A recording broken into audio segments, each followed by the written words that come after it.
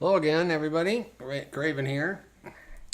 Once again, I'm going to be kind of into current events.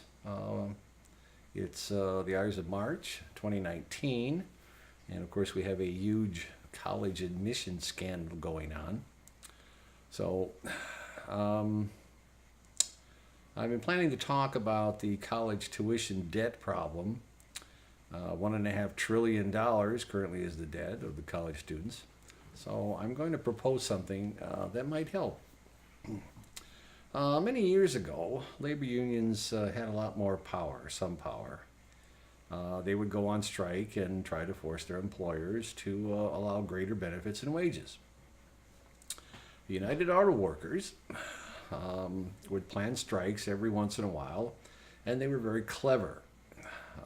The United Auto Workers would basically represented the ones that did the assembly line work for General Motors, Ford, Chrysler, and back a while ago, American Motors. Um, so the United Auto Workers would do a strike on one manufacturer when they went on strike, usually Ford. This was very effective. Now, I'm sure you're aware that all union members pay dues. So, by striking just one manufacturer, the United Auto Workers kept the revenue coming in from all of the working auto workers. And of course, they could give the strike benefits, a little better strike benefits to those that were closed down. This would keep the money coming into the labor union, and this would put a lot of pressure on that manufacturer. They weren't making any cars, and all their competitors were making cars. Very clever. So, here's my proposal to the college tuition problem.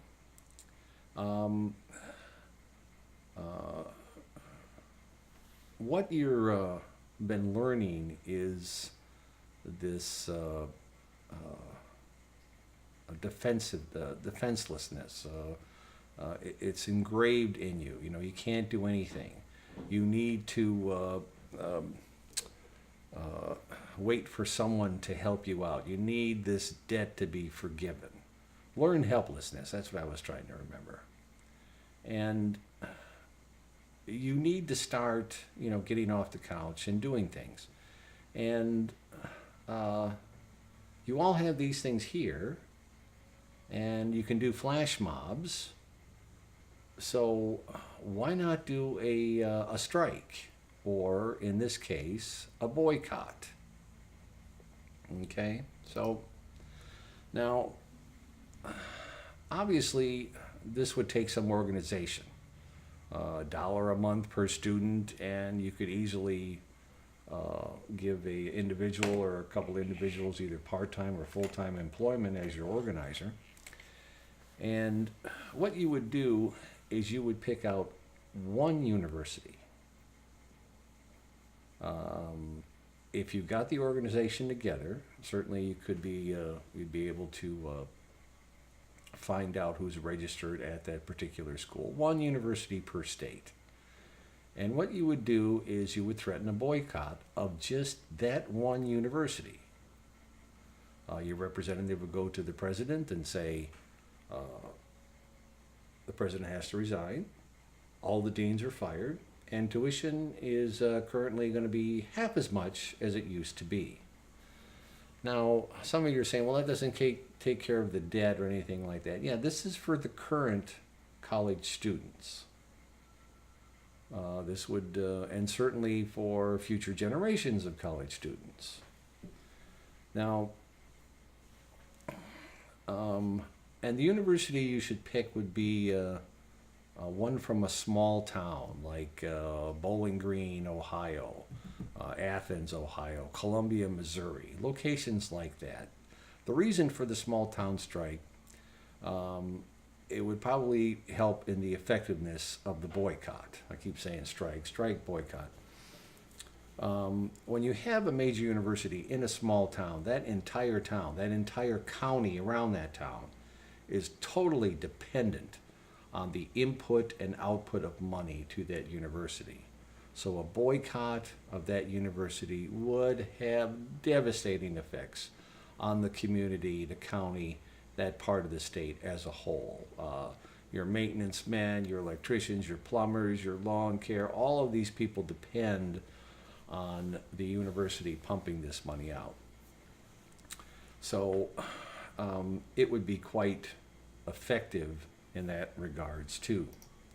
Now, how can you start planning operations right now for the fall quarter of 2019? Several months away. Find out which university would be most receptible to organizing as many students as you can possibly get. Find out if you have the right percentage to call a boycott, certainly around 50% or more, maybe even less than that. And this would also give an opportunity for the other students to sign up for other universities and continue their education at a different university from the one that you're boycotting. Once you have the organization in place, your representative would walk into the president's office, demand the resignation, demand the deans, demand the tuition cuts, and that's it. Now, I'm sure you don't want to hear this, but that would be the art of the deal. If you can do it, if you can do this successfully at just one university, just what you want would strike terror into the president of every single university in the country. It would only take one if you could effectively organize and pull this off. Your representative would go into the next university in the adjoining state or a state across the country, walk into the president's office, and he would literally pee himself when he saw your representative walk in. One university per state, one university per location would certainly allow freshmen, sophomores, and juniors to continue their other education at a different university nearby. Credits would be transferred. Now, I'm sure you probably have trouble recruiting seniors. And there's certainly lots of people that are completely self-absorbed and wouldn't want anything to do with a group action like this. And it'd be good practice. Your demands. You can demand that all the buildings have to be solar powered, and no one can drive a fossil fuel vehicle on campus, and all those sorts of things. But the main issue is the tuition.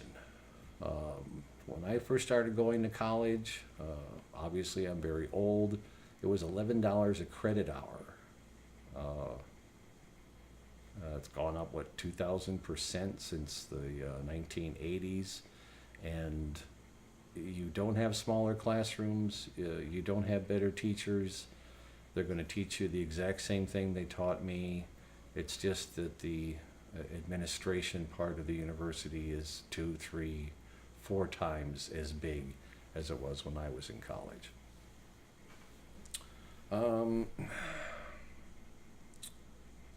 So again, get off the couch. Somebody has to get off the couch and start organizing this. Obviously, I'm pretty old, and I'm not going to do it. You have to do it yourself. Get organized. You'll be amazed what you can do if you get off the couch. And I hope you like this idea. And I hope someone or some group follow through on it. If not for you, like I said before, for future college students. Why pay as much as you are? There's absolutely no reason for it. You could easily cut your tuition costs in half, if not more, for yourself and for future generations. Well, thanks for watching. Please push the red button, ring the bell, and all that sort of stuff. Sign up for future recordings, and have a nice day.